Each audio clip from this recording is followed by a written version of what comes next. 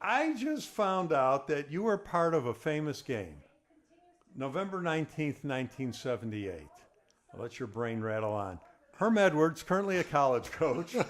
Okay, you know now. I do know He's a now. former NFL coach and probably best known as a personality on ESPN, was a cornerback on the Philadelphia Eagles. He was burned early in the game as they threw a touchdown pass to the guy he was covering, but he made up for it. I guess quarterback Joe Pisarcik, am I saying it right? Joe Okay. Pisarcik. There were 70,318 fans, but in the final 10 seconds of that game, seeing this remarkable play we're going to talk about, I don't know how many were left in the stands, but it's known as the Miracle at the Meadowlands. Yes, And the Giants were about to pull off a big upset. it's true. You were about to go, yay, look at us, how good we are. And, you know, the rule of thumb is when there's 10 seconds left and you got a lead and there's no timeouts, you take a frickin' knee.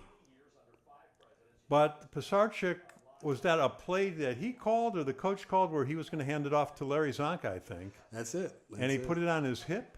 No, he put it on. Larry Zonka, I don't know the exact number. I don't think as many, but he didn't fumble many times in his career. Once we know of. Once we know of, but he had a tear Right. in his stomach muscle. Right. And the muscle actually, I think, was coming out of that tear. Right. And when Joe, versus taking the knee, Joe put the ball on that injury. Right. And that's what's caused the fumble. That's what caused Herm to pick it up and run it in for a score. So Herm picked it up, ran it in, uncontested, I might add. That's true. Everybody was standing there in amazement as opposed to chasing him, I guess. And the Eagles won. Now, the Giants went on to a 6-10 season, That's true. and the Eagles went on to 11-5. It was a rough year, Scott. I think one game after that, I mean, had some momentum going into that game. After we lost a few more, I can't remember the player, but the fans actually bought garbage Oh, no. and put garbage all over his car.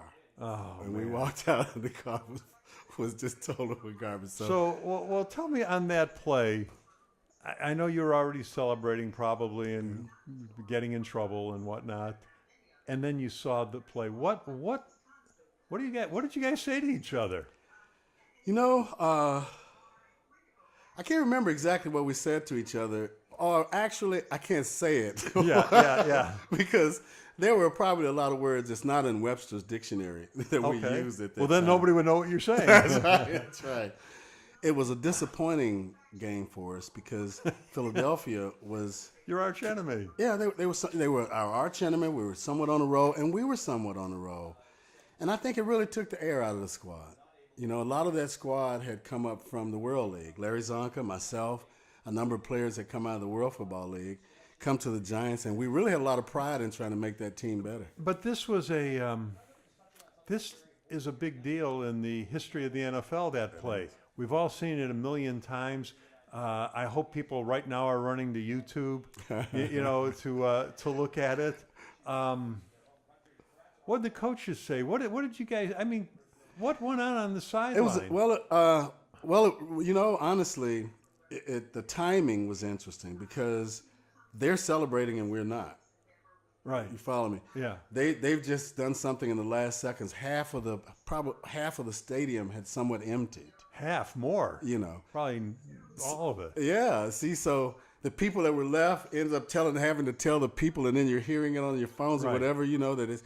So it was just a disappointing situation.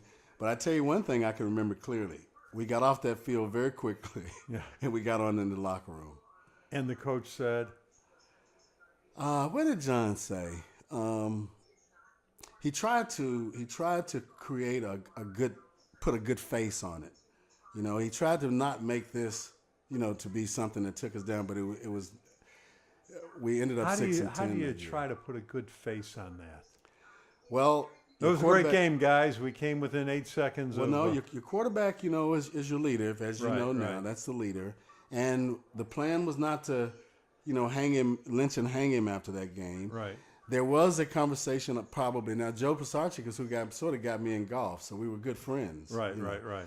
And I'm sure that there was a long conversation between the coach, the quarterback coach, or the runner, Right. the position environment. But from a team standpoint, the head coach's responsibility was to sort of keep us motivated.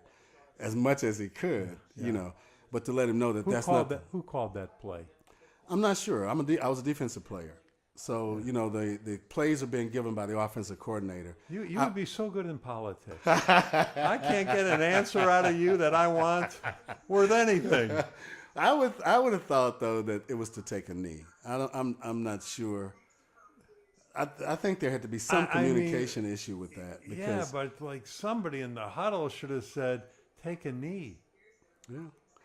Well, we are the miracle at the Meadowlands, so we did create some type of. There's your positive spin. There's the positive spin. You know, and you're absolved because I'm a defensive guy. That's right. So I wasn't on the field screwing up on that one. See, now, if it had been Joe Danello and myself holding for Joe, and that's the last second, we would have won it because he was a very consistent plays. All right, now you're an.